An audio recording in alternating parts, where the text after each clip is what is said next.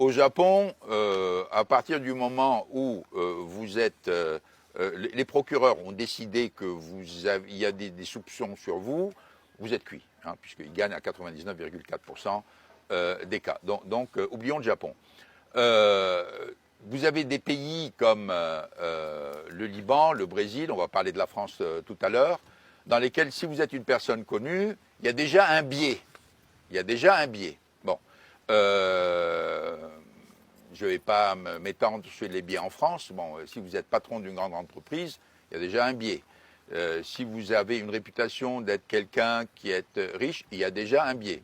Surtout si vous tombez sur des représentants du syndicat de la magistrature, comme vous le savez très bien, qui sont quand même des gens à tendance idéologique bien arrimée, vous pouvez craindre le pire. C'est-à-dire que, et c'est là où je parle d'une justice qui est quand même dénaturée, puisque dans ma conception et dans la vie de tous les jours et dans la conception de tous les citoyens, une justice est supposée être au milieu, hein, entre les accusations et la défense, regarder les faits et décider. Cette décision doit se faire en fonction des lois et en fonction des faits.